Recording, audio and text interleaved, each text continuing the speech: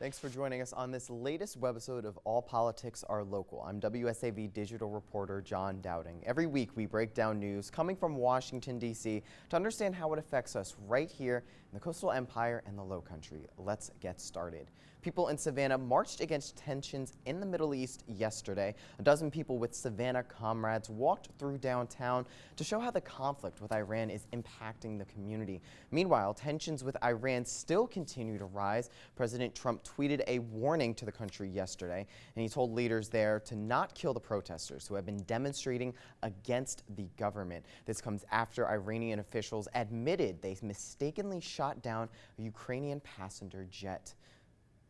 I've learned not to simply take the federal government's word at face value. We've heard that from the Secretary of State that they don't know where or when, but it was imminent. That to me does seem inconsistent. And joining us live from Washington, D.C. to talk about the rising tensions with Iran and more is WSAV Washington Bureau Correspondent Kellie Meyer. Hey, thanks for joining us, Kellie. Thank you, John, for having me. Of course. All right, let's get caught up since we first discussed the topic of Iran last week. What impact does the resolution that was passed by the House last week have on the president's war powers?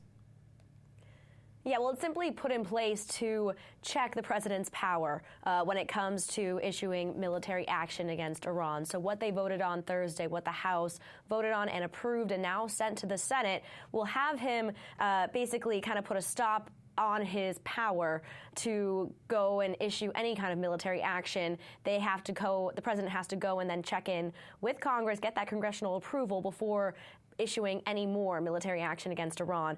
So they're trying to really put this checks and balances in place. Members of Congress, even some Republicans you saw that normally do side with the president. We saw Florida Congressman Matt Gaetz. He voted for the war powers resolution, saying this is just what he believed in. He let the president know that was his decision. The president wasn't too happy with that, but he understood that that's what he had to do for his own conscience. So you even saw different members voting different ways on this issue. But at the end of the day, it's really going to put a check on that president's power to do what he wants to do here. And from a foreign policy perspective, you know, we've been going back and forth with tensions and protests we're seeing here, right here in Savannah, and protests also in Iran as well. So what can we say is the next steps in the discussions with Iran to kind of ease these tensions with the country?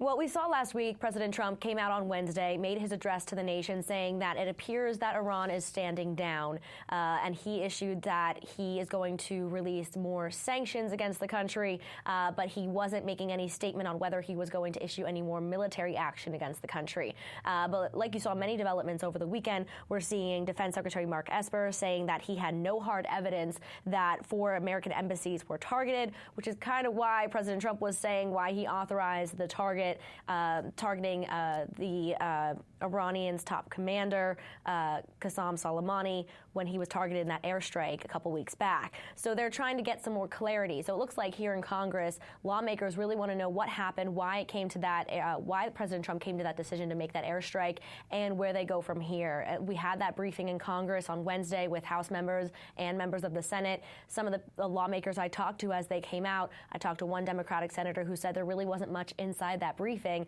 As you heard from some of those sound bites, we heard from Republican Congressman or Senator Mike Lee. So they're looking for more information. I can imagine you're going to hear more on this in the coming week. This is not something to be taken lightly, of course. We have many military installations across the country. A lot of military families are concerned. A lot of members are also being deployed. So you'll see a lot of senators and lawmakers, members of the House, paying attention to this as we go on into this coming week. Well, thank you so much for that update, Kellie. We're going to switch gears here and talk about some local election news. News 3 is your local election headquarters. We have a race update about a month out from the South Carolina primaries. A Fox News poll out last week shows Tom Steyer has jumped into second place right across the river in South Carolina. He's also surged to a number 3 spot in Nevada, another early primary state. So, Kellie, what has contributed to Steyer's recent surge in the polls? You know, I think it basically comes back to that ad time and that advertising power. He obviously has this somewhat unlimited bank account to pitch into his advertising, and you're seeing a lot of television ads and radio commercials and things like that, and people are watching, and it may influence them one way or the other.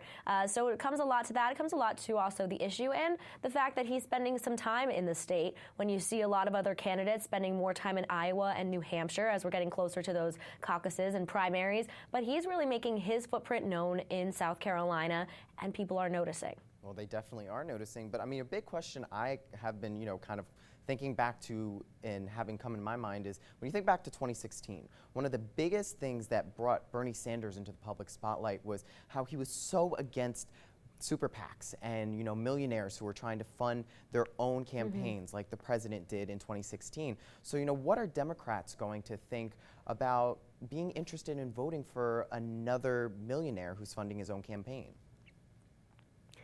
That will come down to their own moral conscience and how they plan to decide, really. But I think even also some of these members, the voting members, maybe don't even really think about his billionaire status. Maybe they're just seeing these commercials and seeing something they resonate with in his messaging, and they like him for that. Maybe they're not even thinking about his billionaire status and things like that.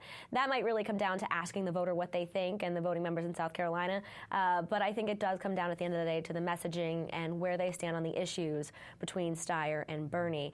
So I think it'll just definitely come down to that when they go to the polls. Yeah, it's definitely going to be another thing we have to talk to people about coming up to the elections. But let's switch gears. We're going to continue talking about this year's elections. We're going to talk about a hot topic, climate change. There's a story that you did last week, Kelly, talking about rolling back the National Environmental Policy Act, an act meant to protect the government and fight against climate change. Now, the 50-year-old law was designed to protect the environment, mandating environmental reviews before projects can begin. Supporters of the act say the measures help fight against climate change and say the rollback could potentially impact public health. The administration believes changing the act will fix America's roadways, airports, and bridges at a faster rate. This effort, if these regulations are finalized, might be the biggest improvement in government decision-making in over a generation. Now, these changes may not be something the average person on the street may recognize quickly. But that said, what do some of these changes look like, Kelly? Well, exactly like you said there, it's, bridges getting fixed and highways, or maybe an airport, things you'll see in your community that the Trump administration wants to happen to go a little bit faster, they're saying. So what you're seeing in, with this change, they hope that this will speed up those projects, make this happen more quickly. But on the other side, there's people saying that this really could impact the climate. It could. There's a reason why these projects are taken, given the time they need for review, because there may be a significant impact on the surrounding community, the surrounding environment in that community, and that's why these things take time. So it really is an interesting debate. But right now, it goes into public comment period for about 60 days, so people have the chance to go back in and say how they feel in these communities, and those on the other side of this issue hope that that really shows the Trump administration that this isn't the right call. Well, we'll definitely keep an eye on that, especially here in the coastal empire and low country, where we're surrounded by marshlands and other endangered species and different things like that, and laws that try to uphold the environment. So we'll definitely have to keep an eye out and see how the potential rollback of this act may impact us right here. But thank you so much. That's all the time we have for today. Thank you, Kelly, as always, for helping us better understand all of this news from Capitol Hill. Absolutely. Thank you for having me. Of course, you can see more of Kelly's stories on our website at wsav.com/Washington. News 3 is your local election headquarters, so make sure to stick with News 3 on air and online for the very latest. Thank you for watching. I'm John Dowding. We'll see you again next week on All Politics Are Local.